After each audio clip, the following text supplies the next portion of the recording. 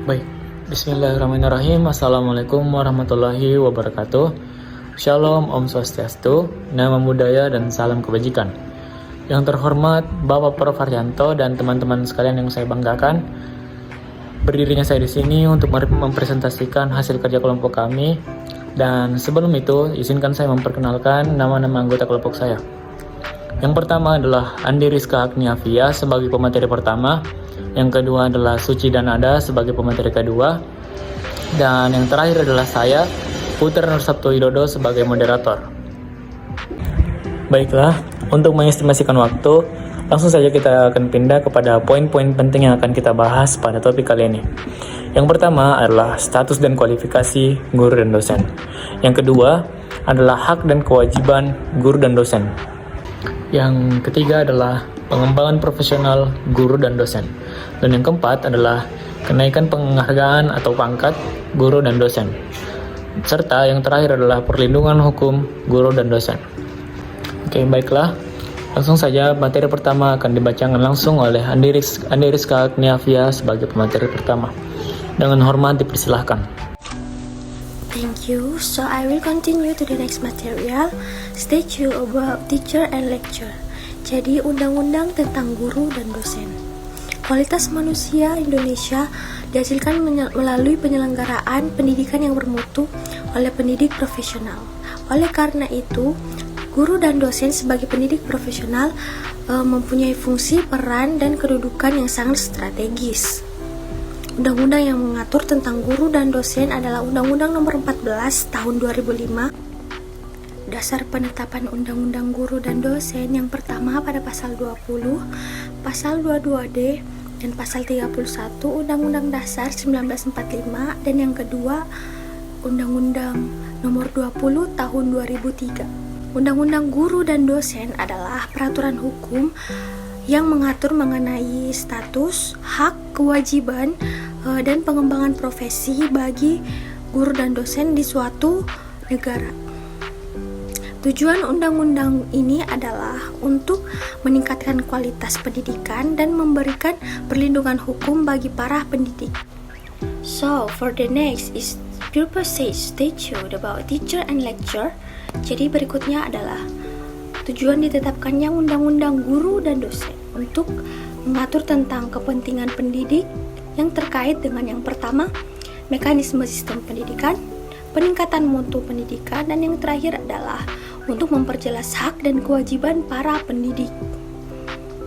Dan Undang-Undang Nomor 14 Tahun 2005 tentang guru dan dosen pada bab 1 membahas tentang ketentuan umum. So, for the first is teacher or guru adalah pendidik profesional dengan tugas utama mendidik, membimbing, menilai, mengarahkan, mengatur, dan mengevaluasi peserta didik pada anak usia dini pada jenjang pendidikan formal, pendidikan dasar, dan pendidikan menengah. And for the second is lecturer or dosen adalah pendidik profesional dengan tugas utama mentransformasikan, mengembangkan, dan menyebarluaskan ilmu pengetahuan, teknologi, dan seni melalui pendidikan, penelitian, dan pengabdian kepada masyarakat. The next is kualifikasi akademik. Kualifikasi akademik adalah ijazah jenjang pendidikan akademik yang harus dimiliki oleh guru atau dosen sesuai dengan jenis, jenjang, dan satuan pendidikan formal di tempat penugasan. The next is kompetensi. Kompetensi adalah seperangkat pengetahuan, keterampilan, dan perilaku yang harus dimiliki, dihayati, dan dikuasai oleh guru atau dosen dalam melaksanakan tugas keprofesionalan. And the next is sertifikasi. Sertifikasi adalah proses pemberian sertifikat pendidik untuk guru dan dosen. The next adalah sertifikat pendidik. Sertifikat pendidik adalah bukti formal sebagai pengakuan yang diberikan kepada guru dan dosen sebagai tenaga profesional. Pada bagian B adalah bab 2 yang dimana berisikan tentang kedudukan, fungsi, dan tujuan. So, for the first is position teacher. Guru mempunyai kedudukan sebagai tenaga profesional pada jenjang pendidikan dasar, pendidikan menengah, dan pendidikan anak usia dini pada jalur pendidikan formal yang diangkat sesuai dengan peraturan perundang-undangan. position about lecturer atau dosen mempunyai kedudukan sebagai tenaga profesional pada jenjang pendidikan tinggi yang diangkat sesuai dengan peraturan perundang-undangan. Guru dan dosen sama-sama berfungsi untuk meningkatkan martabat dan peran guru sebagai agen pembelajaran berfungsi untuk meningkatkan mutu pendidikan nasional. Kedudukan guru dan dosen sebagai tenaga profesional bertujuan untuk melaksanakan sistem pendidikan nasional dan mewujudkan tujuan pendidikan nasional, yaitu berkembangnya potensi peserta didik agar menjadi manusia yang beriman dan bertakwa kepada Tuhan Yang Maha Esa, berakhlak mulia, sehat, berilmu, cakap, kreatif, mandiri, serta menjadi warga negara yang demokratis dan bertanggung jawab. Untuk bagian C adalah bab 3, yaitu prinsip profesionalitas. Guru dan dosen merupakan bidang pekerjaan khusus yang dilaksanakan dengan prinsip memiliki bakat, minat, panggilan jiwa, idealisme, memiliki komitmen, kualifikasi akademik, kompetensi, dan tanggung jawab. Serta yang bab 4 adalah guru, kualifikasi, kompetensi, dan sertifikasi. Guru wajib memiliki kualifikasi akademik melalui pendidikan tinggi program sarjana S1 atau D4, memiliki kompetensi pedagogik yaitu kemampuan, kepribadian yaitu dewasa, arif, teladan bagi peserta didik, dan profesional yaitu kemampuan penguasaan materi, dan yang terakhir adalah sosial, berkomunikasi objektif pada masyarakat. Baik, mungkin sekian dari Rizka, semoga dipahami dan dimengerti. Langsung saja kita pindah ke materi kedua yang akan dibacakan oleh Suci dan Nada. Dengan hormat dipersilahkan. Baik, Assalamualaikum warahmatullahi wabarakatuh. Terima kasih moderator. Jadi di sini saya akan melanjutkan penjelasan tentang bab 5, yaitu dosen. Di dosen yaitu ada beberapa poin, kualifikasi, kompetensi, dan sertifikasi. Kualifikasi, kompetensi, dan sertifikasi dosen yang wajib yaitu memiliki kualifikasi akademik melalui pendidikan tinggi program pascasarjana yang terakreditasi sesuai dengan bidang keahlian dapat dijelaskan sebagai berikut. Kualifikasi akademik mengacu pada tingkat pendidikan formal yang harus dimiliki oleh seseorang dosen. Biasanya ini melibatkan gelar pendidikan tinggi dalam program pascasarjana seperti gelar magister atau S2 atau dokter atau S3 yang sering disebut. Jadi gelar tersebut harus relevan dengan bidang keahlian yang akan diajarkan oleh dosen. Lalu ada kompetensi. Kompetensi ini mengacu pada keterampilan, pengetahuan, dan kemampuan yang diperlukan untuk menjadi seseorang dosen yang efektif. Ini juga mencakup kemampuan dalam merancang dan menyampaikan materi pembelajaran. Selain itu, kompetensi juga mencakup kemampuan untuk melakukan penelitian yang relevan dan mempublikasikan hasilnya, serta kemampuan untuk berkontribusi dalam pengabdian kepada masyarakat melalui penerapan pengetahuan dan keahlian dalam bidang yang sesuai. Dan yang ketiga ada sertifikasi. Sertifikasi adalah sebuah proses penilaian dan pengakuan resmi terhadap kualifikasi dan kompetensi seorang dosen. Jadi ini maksudnya dapat melibatkan penilaian oleh otoritas pendidikan atau lembaga yang berwenang untuk memastikan bahwa dosen memenuhi standar yang ditetapkan dalam bidang pengajaran, penelitian, dan pengabdian kepada masyarakat. Baik, dan di sini saya akan juga menjelaskan tentang jabatan akademik. Jabatan akademik ada beberapa poin, yaitu asisten ahli, lektor, lektor kepala, dan profesor. Jadi di sini asisten ahli adalah adalah jabatan awal dalam karir akademik. Biasanya ini diberikan kepada individu yang baru saja menyelesaikan gelar doktor atau yang sedang dalam tahap awal pengembangan karir akademik. Dan yang kedua ada lektor. Lektor adalah jabatan berikutnya setelah setelah asisten ahli. Jadi lektor ini memiliki tanggung jawab yang lebih besar dalam hal pengajaran, penelitian, dan pengabdian kepada masyarakat. Mereka biasanya memainkan peran yang lebih aktif dalam pengajaran dan memiliki otonomi yang lebih besar dalam merancang dan mengelola program pengajaran. Dan yang ketiga ada lektor kepala. Lektor kepala adalah jabatan yang lebih senior dalam hierarki akademik. Lektor kepala umumnya memiliki pengalaman dan prestasi akademik yang lebih besar daripada lektor. Mereka biasanya memiliki tanggung jawab manajerial yang lebih besar dalam hal pengembangan kurikulum, pengawasan staf akademik, dan kepemimpinan departemen atau program studi. Dan yang terakhir ada profesor. Jadi profesor ini adalah jabatan tertinggi dalam karir akademik, yaitu untuk menjadi seorang profesor, seseorang harus memiliki kualifikasi akademik yang sangat tinggi, pengalaman yang luas dalam pengajaran dan penelitian, serta reputasi akademik yang diakui secara luas. Poin selanjutnya ada hak dan kewajiban hak guru dan dosen. Yang di sini ada beberapa poin, ada 3 poin. Yang pertama, memperoleh penghasilan di atas kebutuhan hidup minimum. Jadi di situ hak ini menjamin bahwa guru dan dosen menerima gaji atau penghasilan yang memadai untuk memenuhi kebutuhan hidup mereka. Yang kedua ada memperoleh perlindungan rasa aman dan jaminan keselamatan dan memiliki kebebasan berserikat dalam organisasi profesi. Di sini yang dimaksud oleh memperoleh perlindungan rasa aman dan jaminan keselamatan, guru dan dosen memiliki hak untuk bekerja dalam lingkungan yang aman dan terlindungi. Mereka harus dilindungi secara baik fisik maupun verbal.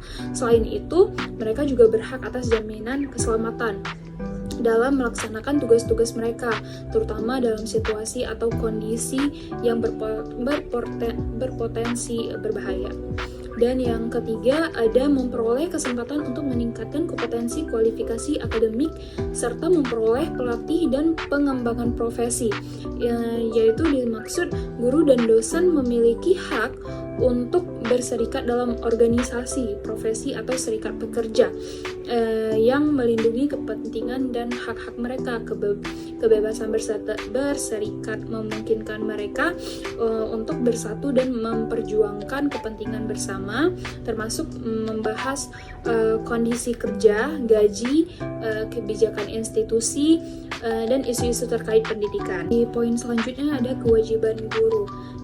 Di kewajiban guru ini ada 1 poin, yaitu merencanakan pembelajaran, melaksanakan proses pembelajaran yang bermutu, serta menilai dan mengevaluasi hasil pembelajarannya. Ada kewajiban dosen. Kewajiban dosen ada 2 poin, yaitu yang pertama melaksanakan pendidikan, penelitian, dan pengabdian kepada masyarakat. Dan yang kedua merencanakan, melaksanakan proses pembelajaran serta menilai, mengevaluasi hasil pembelajaran. Poin selanjutnya yang ingin saya jelaskan adalah faktor terpenting dan yang paling prinsip dalam Undang-Undang Guru dan Dosen. Dalam Undang-Undang Guru dan Dosen terdapat 2 faktor terpenting yang umumnya diatur dan ditekankan, yaitu mutu dan kesejahteraan. Faktor mutu merupakan hal yang sangat penting dalam Undang-Undang Guru dan Dosen.